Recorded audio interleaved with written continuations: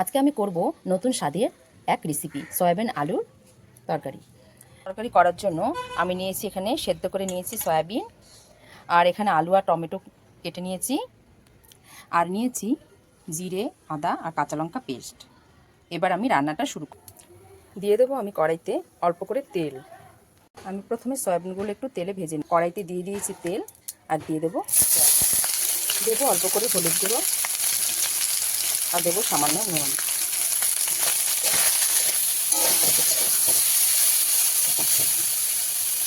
সয়াবিনটা আমার অল্প করে ভাজা হয়ে গেছে, এবার আমি নামিয়ে নেব। ভাজা হয়ে গেছে, আমি নামিয়ে নিয়েছি। কড়াইতে দিয়ে দেবো আমি তেল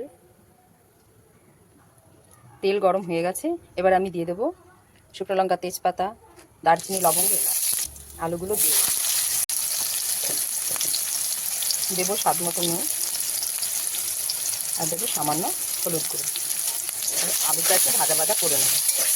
দেবো আমি আদা, জিরে, কাঁচা লঙ্কা পেস্ট, টমেটো আমি এর মধ্যে দিয়ে দেবো। দেবো সামান্য লাল লঙ্কার গুঁড়ো, আর দেবো ঝাল লঙ্কার গুঁড়ো,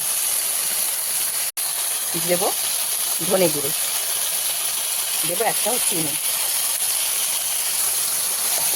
মশলাগুলো কষানো হয়ে গেছে, তেল ছেড়েছে, এবার আমি দিয়ে দেবো সয়াবিনগুলো। সয়াবিনটা দিয়ে ভালো করে একটু নেড়ে চেড়ে কষাবো।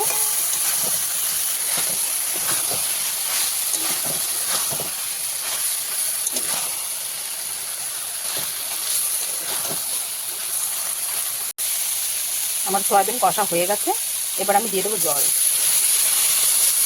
এবার আমি ঢেকে রান্না করব কিছুক্ষণ। আলু সয়াবিনের তরকারি আমার একদম রেডি, এবার আমি নামিয়ে নেব।